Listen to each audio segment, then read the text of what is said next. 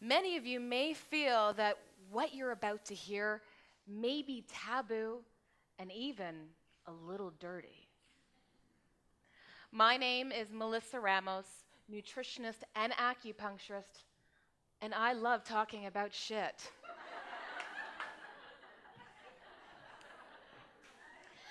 From rabbit poop to pencil thin poop and logs that look like a baby's arm, I think it's crucial to realize the importance of opening up your brown star and having a healthy bowel movement. Why? Because what's in your toilet bowl will give you great insight on what's going on with your health. But here's the thing. People are so scared to talk about it. I mean, ladies, we don't drop the mother load in our man's toilet bowl, do we? No. And fart? Hell no. We whisper in our panties. You see, the problem is that by not talking about it, many digestive issues continue to go unaddressed. You see, it's made people public poop phobes, prairie dogging it and holding in their poop until they're able to go home. You know you might be one of them. Able to go home until you realize, I've missed my poop window. But realize this, every single time that you hold in your poop, you have blood capillaries that are attached to your large intestine. And that sucks up a bunch of the toxins and it gets reabsorbed. So in other words, your body is essentially drinking your poop. Right? Makes you kind of second guess that, eh? So, I've seen patients that have had sinus infections, weight issues, acne, depression, hormonal issues like polycystic ovarian syndrome, endometriosis, and more. And you know what I realized was that there was this one common denominator: digestive issues. In fact, you would be surprised at how many people would never consider themselves constipated, despite going a couple of times a week or every other day. In fact, you may be one of them. I know I once was. I was in my late 20s, and I had just purchased a home about 8 months prior, and I was engaged to be married. The thing was, the one secret I didn't tell anybody that I was holding in, I wasn't in love.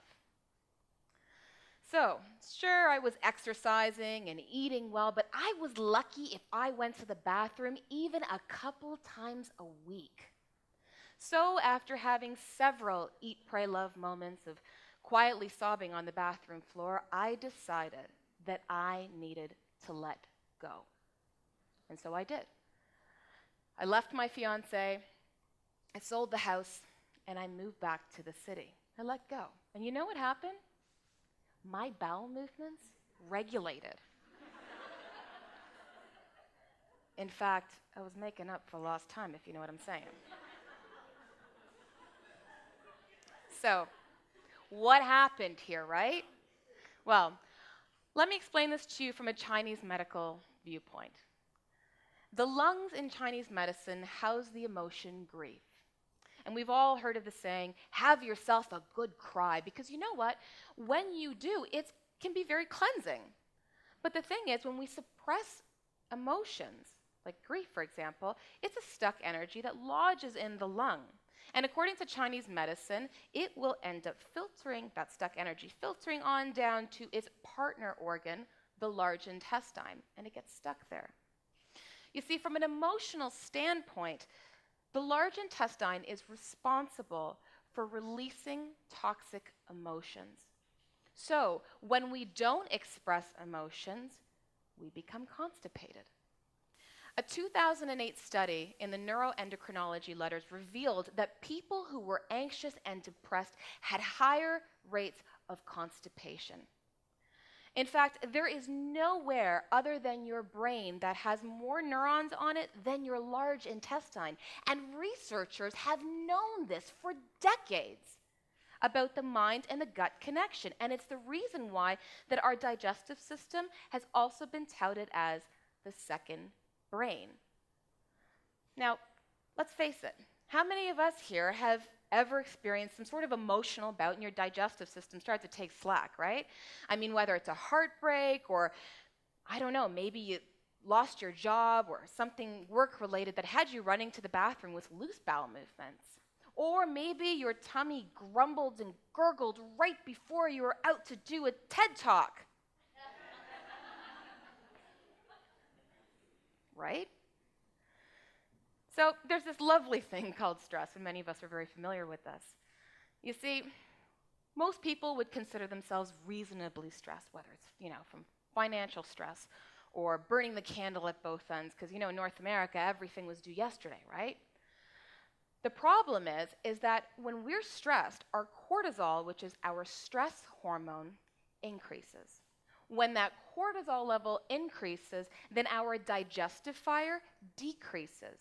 And when I say digestive fire, I also, essentially, that means hydrochloric acid, according to Western medicine. And this is kind of an important fact because we require hydrochloric acid to be able to break down food, particularly proteins, and turn on energizing vitamins like vitamin B12. And there's a ton of people who are deficient in vitamin B12 today, okay? And also, if you're somebody who eats and then all of a sudden feels bloated after you eat, you have to consider maybe I actually have low hydrochloric acid or my stomach fire is a bit weak. You see, stress really impacts how we assimilate food, how creates deficiencies, and it really impacts how we poop. Now, this isn't to say that only emotions affect our poop, because of course diet does as well, because as a nutritionist, I'd be out of a job, let's face it, right? Now, if you're somebody who is used to having a processed food diet, or maybe, or you are used to like a long past antibiotic use, chances are that you actually might be deficient in good, friendly bacteria. And if this isn't making sense to you, the word probiotic might, okay? Because right now in the media, we hear a lot about probiotic in yogurt and so forth. And you're like, but I eat my yogurt, Melissa, I'm fine. But you know what? It's not a therapeutic dose for the digestive system. Not to mention, over 70% of us can't really digest dairy past infancy. So what would you do? You would take a probiotic supplement. Would be a great start. See, probiotics are essential for the digestive system. Not to mention, people who were deficient in good, friendly bacteria in their digestive system also had higher rates of anxiety and depression. In fact, a 2011 study from McMaster University revealed that people who have a lack of good, friendly flora had increased rates, or increased levels, I should say, of cortisol, our stress hormone that we were talking about. And as I just mentioned to you, stress is a huge factor behind how we poop. So, pencil-thin poop, figure A. I mean, let's face it, this is pretty damn common, right? I mean, most people have had a little pencil-thin poop. And what this means is that your body is so stressed. See, when we're stressed, don't we generally sort of hold our shoulders up as earrings? We tend to get that really annoying, like, heartbeat by our eye, and we're winking at that dude at the coffee shop, and you're like, I really don't like you, it's my eye thing. But it's true, right? Or you're grinding your teeth, and you wake up, and you're like, oh my God, this hurts so bad. Well, the same thing is happening in your large intestine. Your body is constricting, so you get this little pencil-thin poop that comes out, right? Because your body is trying to keep it together. So what's the resolution? Well, for starters, a great one is magnesium, a muscle relaxant. 70% of the North American population is deficient in magnesium. And this stat actually doesn't really surprise me at all. And the reason why is because when we're stressed out, we use up our magnesium stores. And when we're stressed out, what food do we generally turn to? Sugar, right? It's true. So, having sugar is a huge, massive culprit. And magnesium is essential because when we're stressed, we turn to sugar. And then when we have the sugar, then we end up constricting and we get stressed, and then we have the pencil-thin poop, and it becomes this massive vicious cycle. Next, rabbit or pellet poop.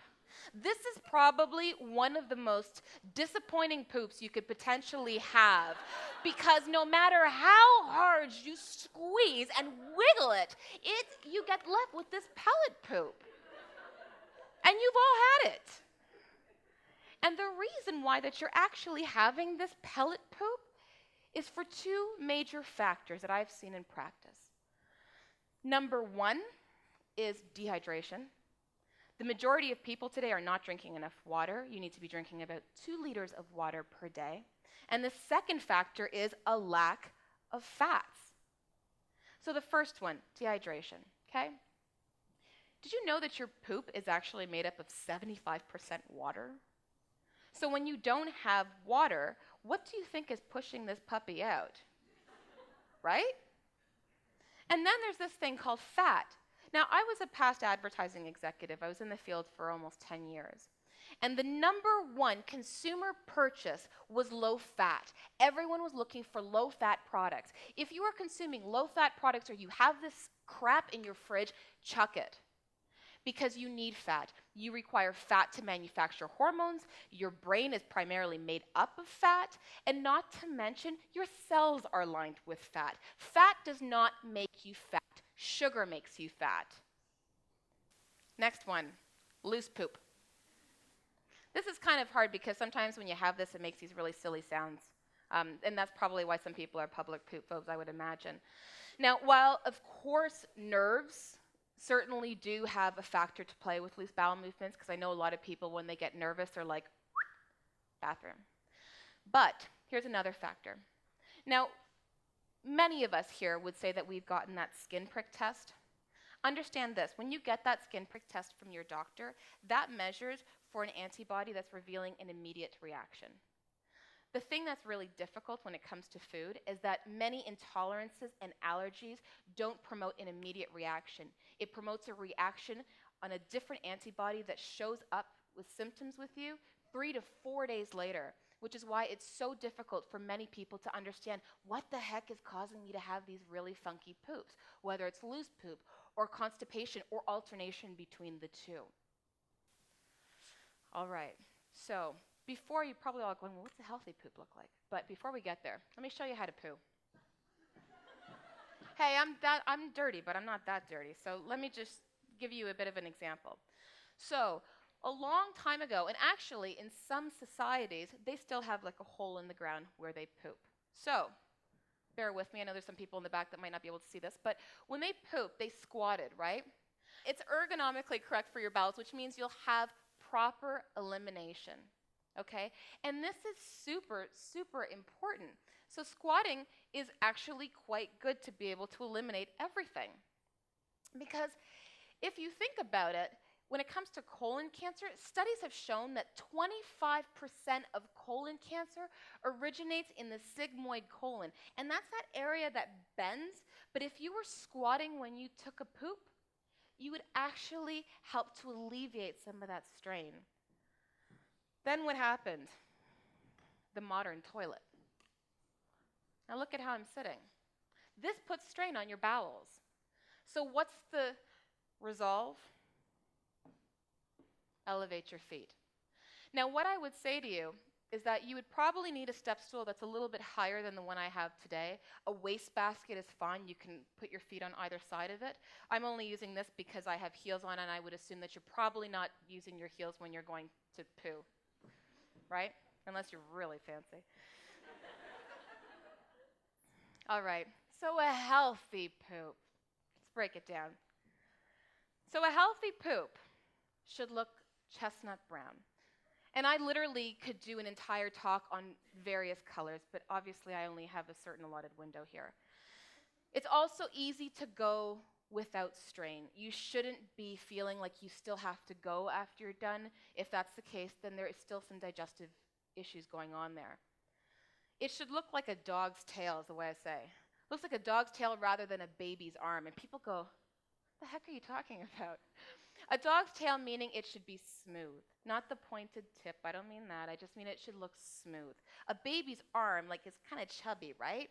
And that would signify to you that you need some water. And it's essentially form-fitting your colon. That's why it's got those bumps on it. So smooth like a dog's tail. Also, you should be wiping no more than 3 times. And I'm surprised at how many practitioners don't ask this question. But it's really important. And the reason why is because if you're wiping more than 3 times, and don't tell me you're just doing it for good measure, because really by the 3rd wipe it should be clean. It's because that you have too much mucus in your colon. Okay? And if there's too much mucus in your colon, it might be from processed foods, maybe you had too much to drink the night before, fried foods, or whatever the case is. But really that's, for me, the rule of thumb. It should also sink, not float. And people go, "Really?" Yeah. Because there's 2 reasons why that it floats. Number 1, either because there's gas trapped in your poop, and that could be because of the fact that you haven't had a good digestive process from the beginning, so it hasn't come out properly. Or number 2 is that you are not assimilating your fats properly. Okay? And in that regard, it would probably require for you to do a little bit of liver work as well, which also plays a role in digestion. So, back to my little happy poop face. Where does this leave us? I would love to think that I've inspired you to take even better care of your health and to realize that you really can reinvent your health by having a healthy digestive system, because this truly, people, is at the core of everything else. Mentally, how you feel, how you look, everything. So, the next time that you lay a brick, before flushing the graphic evidence, please, please, please take a good look at your poop, because your health is closer. The answers to your health are closer than you think. Thank you.